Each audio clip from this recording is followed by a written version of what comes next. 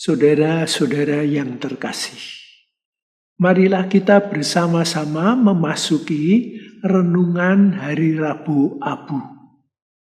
Meskipun nanti jatuhnya tidak hari Rabu, ya, warna masa COVID semua bergeser, ya.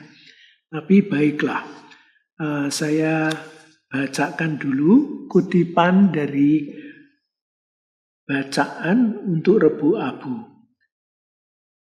Nubuat Yoel bab 2 ayat 12 sampai 18. Sekarang beginilah sabda Tuhan, berbaliklah kepadaku dengan segenap hatimu, dengan berpuasa, dengan menangis dan mengaduh. Koyakkanlah hatimu dan jangan pakaianmu. Berbaliklah kepada Tuhan Allahmu, sebab Ia pengasih dan penyayang, panjang sabar dan berlimpah kasih setia, dan Ia menyesal karena hukumannya. Siapa tahu mungkin Ia mau berbalik dan menyesal, lalu meninggalkan berkat menjadi korban sajian dan korban curahan bagi Tuhan Allahmu. Tiuplah sangkakala di Sion, adakanlah puasa yang kudus. Maklumkanlah perkumpulan raya, kumpulkanlah bangsa ini, kuduskanlah jemaah. Himpunkanlah orang-orang yang lanjut usia, kumpulkanlah anak-anak. Bahkan anak-anak yang menyusu, baiklah, pengantin laki-laki keluar dari kamarnya, dan pengantin perempuan dari kamar tidurnya.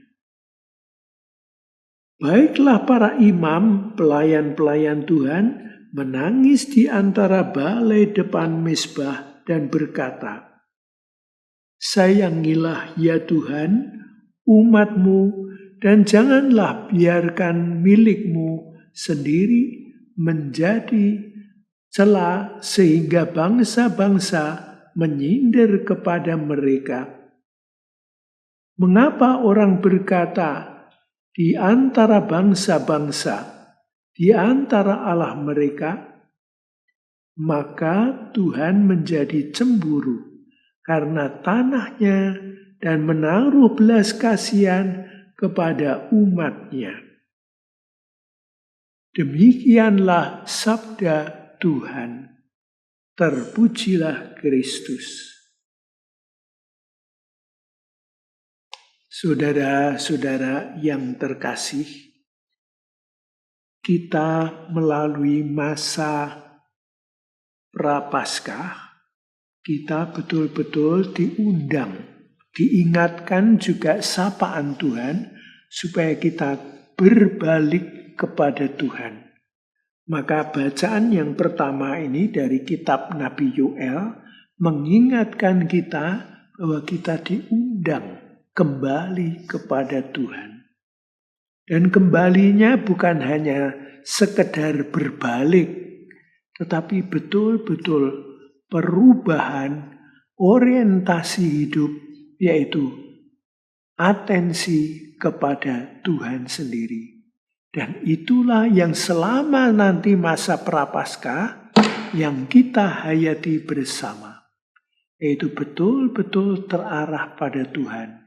Dan biarlah hari-hari, waktu-waktu sekitar masa Prapaskah betul-betul waktu-waktu merenung, menyadari bahwa kita berbalik kepada Tuhan.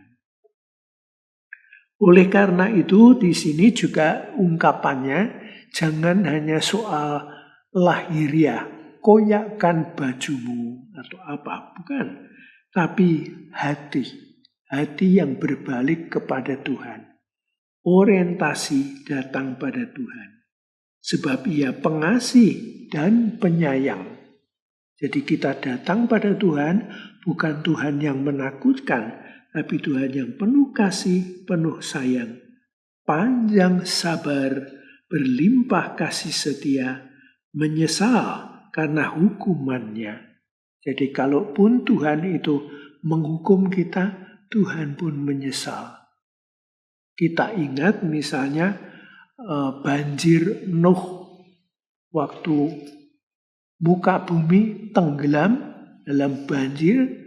Nah, ini kita di sekitar Jawa Tengah itu juga diingatkan hujan-hujan banjir, Tapi lihat, bukan hanya banjir fisik atau sementara area tertentu, tapi betul-betul hidup kita itu kebanjiran hal-hal yang menghalangi, menjauhkan kita dari Tuhan. Maka pertobatan, betul-betul kita kembali kepada Tuhan. Nah, itulah sebabnya maka kita mau masuk ke dalam renungan-renungan kita. Nah, kita perhatikan waktu kita itu memasuki masa Prapaskah, seperti bacaan pertama dari kitab Nabi Yoel, tapi juga nanti bacaan-bacaan yang lain, kita itu diundang datang kepada Tuhan. Dan nomor satu bukan perubahan fisik, pertobatan fisik, tapi betul-betul sikap hidup, orientasi, menaruh perhatian pada Tuhan sendiri. Dan itulah yang terjadi. Oleh karena itu kita pelan-pelan dengan rahmat Tuhan, jangan lupa, hanya karena Tuhan menolong kita, memberi rahmat, mendukung, menyelenggarakan, maka kita mampu berbalik kepada Tuhan dan berorientasi pada Tuhan sendiri. Nah, ini selama masa Prapaskah, perhatikan. Maka dengan rendah hati kita pun berdoa, Tuhan, tolonglah kami. Datanglah Tuhan, bantulah, selenggarakan hari-hari kami, supaya kami terarah kepadamu. Nah, itulah yang kita usahakan. Maka semua yang ada, puasa, dan itu lebih untuk mendukung ungkapan perhatian kita nomor satu kepada Tuhan sendiri. Nah, itu yang kita usahakan. Oleh karena itu masa Prapaskah, ada puasa, ada pantang, semua itu adalah sarana membantu usaha kita secara fisik supaya atensi kita terfokus pada Tuhan sendiri. Nah, oleh karena itu kita berpuasa, berpantang, dan seterusnya itu supaya betul-betul atensi kita nomor satu pada Tuhan sendiri. Bukan pantang fisiknya, mengurangi makan atau apa, itu ungkapan. Tapi yang lebih penting, sikap hati kita fokus pada Tuhan, terpusat pada Tuhan sendiri. Itu yang kita usahakan. Dan dengan kata lain, kita itu pada masa Prapaskah itu berbalik kepada Allah. Berbalik kepada Dia. Kalau kita hidup sehari-hari, apalagi selama tidak ada COVID, kita hidup ramai, enak, senang, semua lancar, kita itu sering lupa daratan. Yang kita kejar hal-hal yang baik, yang cocok, yang menyenangkan hati kita, kebutuhan-kebutuhan kita. Tapi justru dalam masa Prapaskah, 40 hari, kita itu mengkhususkan diri, fokus berbalik pada Allah sendiri.